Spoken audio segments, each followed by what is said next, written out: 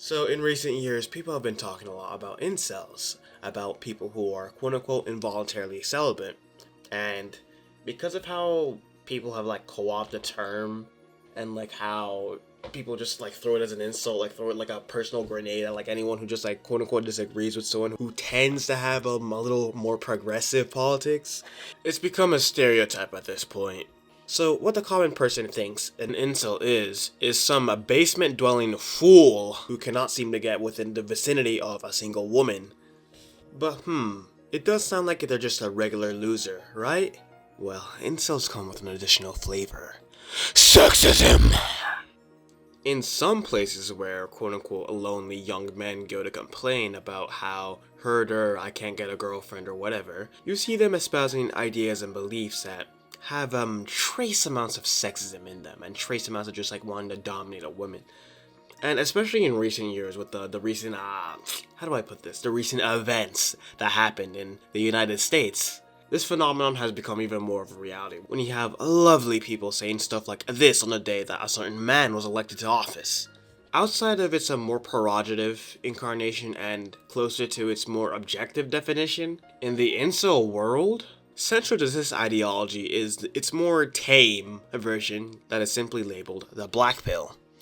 AKA, if you're ugly, your life doesn't matter, and if you're pretty, your life matters, or something along the lines of that. The simplest way I can put it.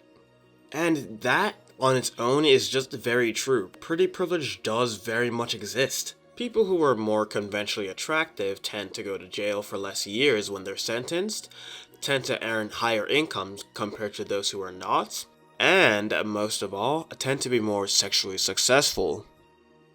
And it doesn't take a genius to figure out why this is the case. This is also because of something called the halo effect, where people will have a subconscious bias towards something that looks better, thinking that it will perform better in whatever activities or function it has to serve.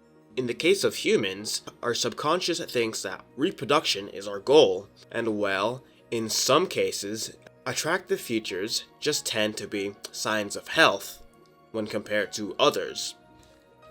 And I feel like this is what the average woman all over the world, anywhere in the world, has to go through every single day.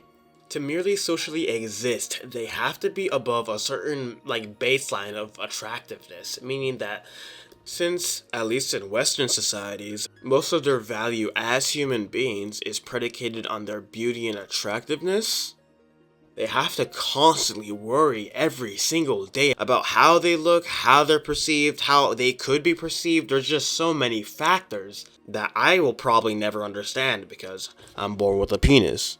And I myself can attest to this. Though I am not a woman, I want to be honest in the fact that, okay, there are some people who are female who I am less willing to give any form of attention to simply because of how they look. And I'm not here to start a gender war. No, women do this too.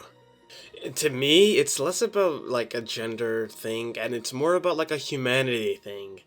How the halo effect kind of is regurgitated in our lives very constantly, which very neatly leads me to the topic of today's video.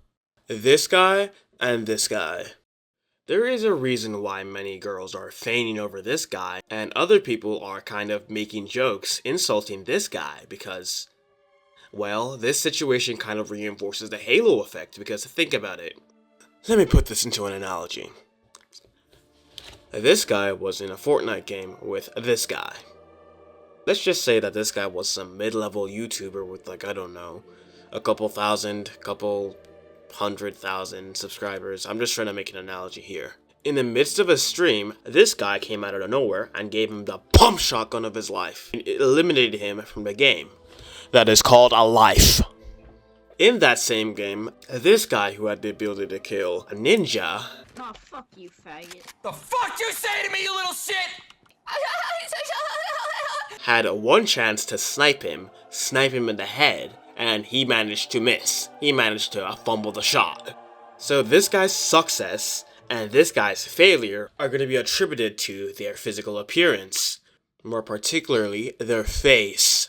They're going to have their success/failure attributed to their looks, thus reinforcing the halo effect. The average person, because of this highly these high stakes these high stakes news events they will subconsciously think that, okay, every facially unattractive person is an incompetent emotional mess who cannot do anything good in life, and attractive people are simply the opposite. This existence of the halo effect and its effect on society is something that you can't deny. Neither is it something you can do about. You can't just go running around attacking and hurting people because they have this subconscious evolutionary remains still implanted in them. But what you can do is change how you react to it. Instead of sitting on internet forums and crying about how lonely you are or something, you could maybe try taking a shower, try improving your looks, try going out some more.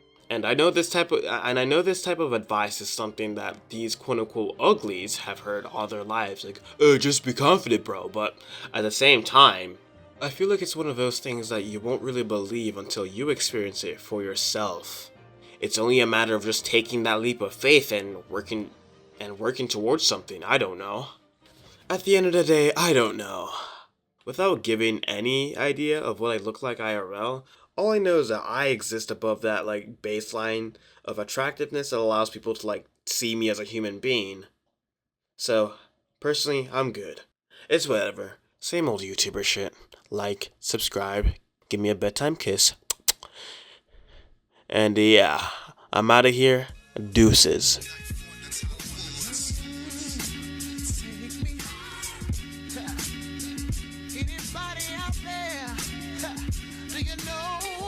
Talking about, Can I sing my song?